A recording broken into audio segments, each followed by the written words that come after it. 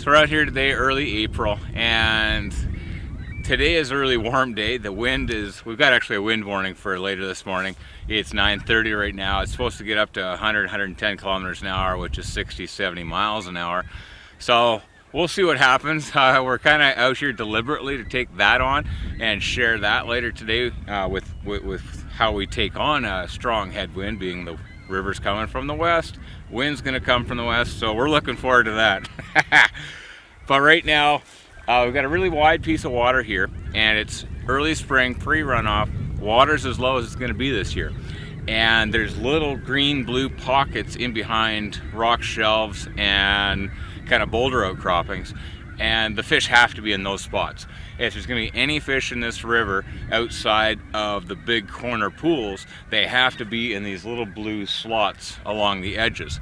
So we're just gonna come along. We've got a little size 8 2X shank hook, green olive woolly bugger, and about 20 inches above that, just kind of got another kind of blood chenille bodied puffy spun deer hair head concoction of a bugger, brown marabou, just blue and green and clear pearlescent crystal flash.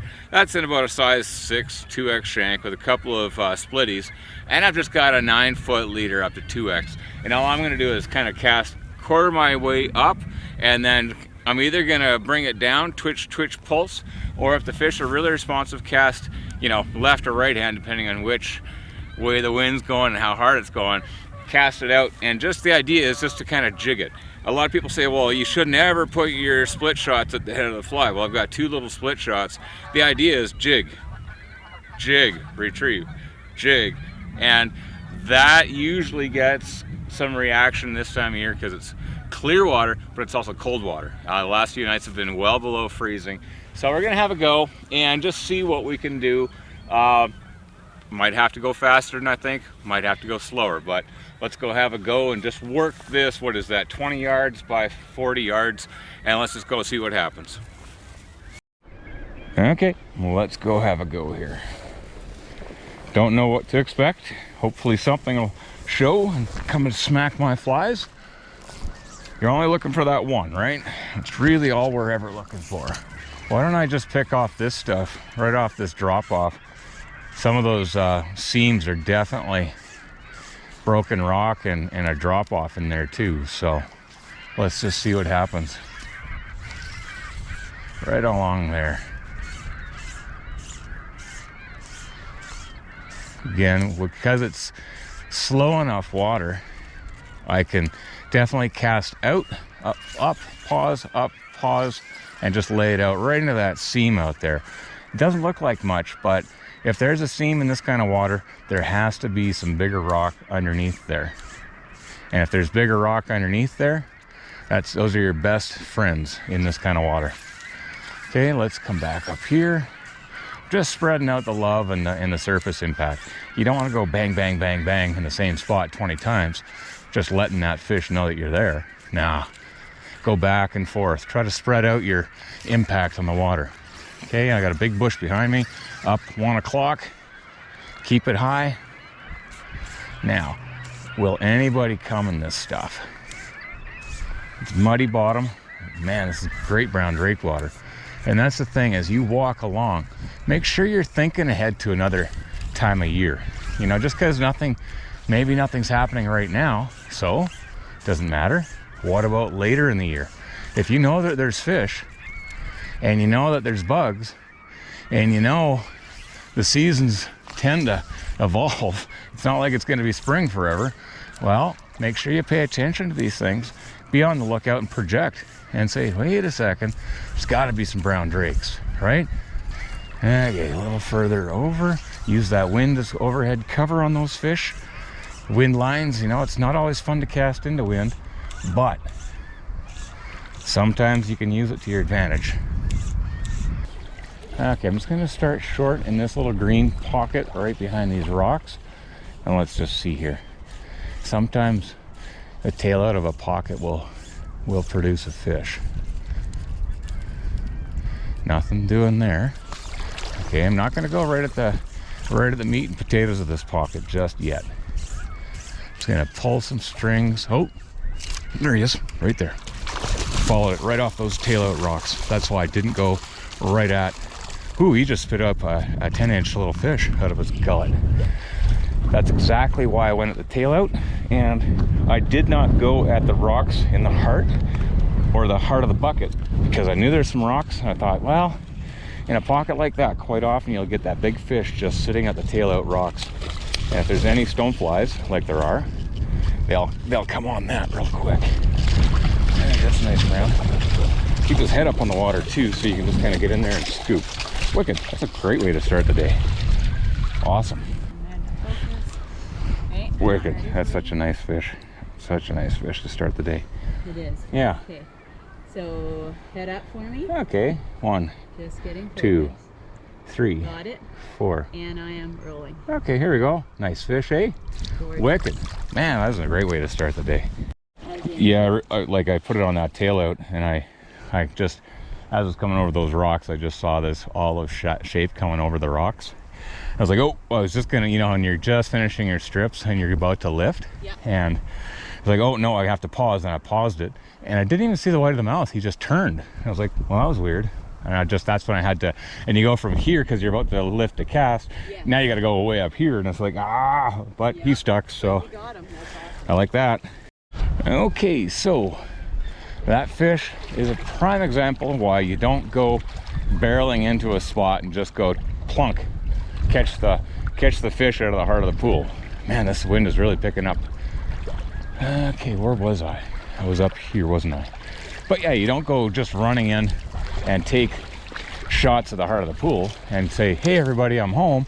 No, let's go further across this tail out and see if anybody's over there, you know, just in case. Because that fish came screaming over those rocks at me, and I could just see the shape come right over top of those rocks. I'm just gonna keep working.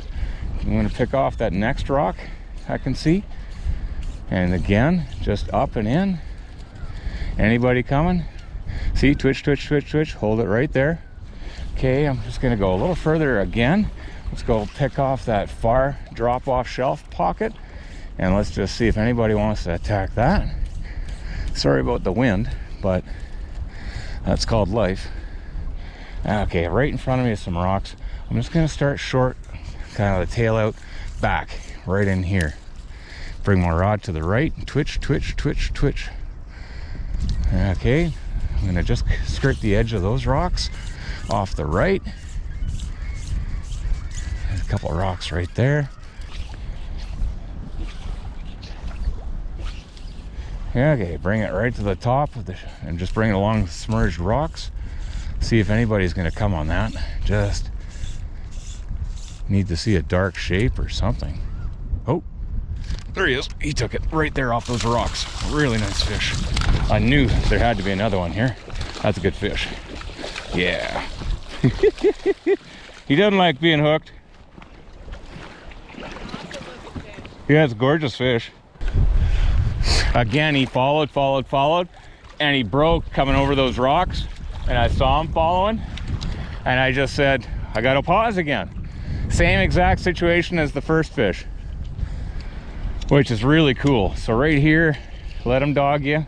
Just a second, he's turning, he's flopping, he's doing the rolling pig thing, and now he's dancing, so he's rolled, and that's where you keep him up and get him in the net. Gorgeous little male. Nice fish. Okay. That's gorgeous fish again, hey? Nice. Okay, love. Okay, and let me know. get manual focus, head up. 1, 2, 3, 4. Got it. 5. Ready? Rolling. Here we go. Wicked. Nice fish. Yeah, again, it just came right off those rocks and just into the pocket, right off those rocks on the edge though, so I didn't totally commit to going right into the heart. So I got a chance, maybe 1 or 2 other little micro spots in that bucket. Yeah, so we'll see. I bet you do, hey? Yeah. Okay, so now I gotta get back out there. And that's 2 nice fish. I still think there's a bigger fish in here. I still think that there's a bigger fish in here. Just one of those intuitive little spots in the world where you go, gotta be, right? Okay, so I'm just gonna go up at an angle, work off that far drop off. And again, they're chasing. So you gotta let them hang at the end. Just look right here. That's why you need those good glasses. And right up the gut. Let's see. Watch the end of that fly line as an indicator. If it does anything, you're doing it back. Oh, that was a good tug. Bugger. Yeah, and had to be another one in here. Right off those rocks at the head on the shelf there. I'm gonna stand a little bit higher on this rock. And I'm gonna speed that up. Twitch, twitch, twitch. No, nobody followed that. So maybe he's over there. Just go into the heart of that. Swing. He hit it on the paws again, right? Huh. Two good fish.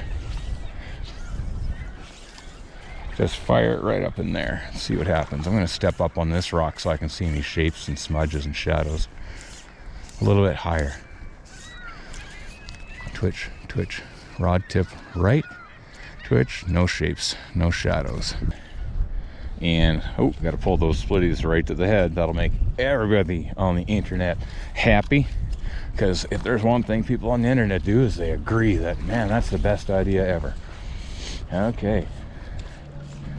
Right off that shelf. Okay, I'm going to pick off the top pocket off the right wrist, what I was just working. That's not quite where I wanted it. That wind coming from the left buggered me. That's fine. Twitch, twitch. Anybody shallow? No. Okay, let's pause and up. Righto. Okay. And this is where you got to play those rocks. Anybody gonna come at that? No. A little further up and over. And let that sink. 3, 4, 5. Even though it looks like I'm letting that just drift and sink, I'm actually indicator fishing because I'm watching the end of that fly line. See right there, the end of that fly line, straight, relatively straight line. Just give it a twitch. Watch the end of that fly line. If it does anything, you might feel it, you might not, but you gotta watch the end of that line.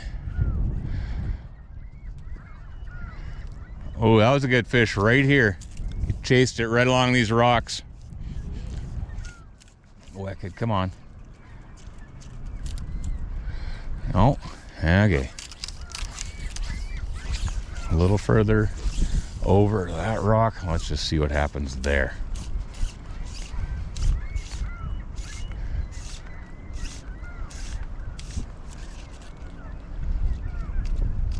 Wow. Okay, let's go on the far side there, right to that far seam. Okay, and let's just walk it slowly, twitch it, pulse it off those rocks. Anybody gonna come out there? No. Let's go further across and down real quick. What bad cast into that wind. Yeah, get the line speed up to a pause. Okay, right in that pocket there. See if anybody wants that. That'll also, in theory, rest what's in front of me here, right?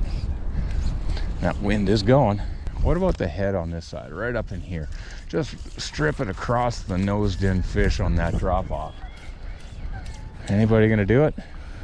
Probably not. So, Dave, you caught a couple fish already. How many more do you need? You know, the answer is always one more. Besides that, I had one more fish tap in there. Whew, that's a wind. Might have to shorten up that leader soon. Right in those broken rocks out there, hey? Look at that. Nice rocks.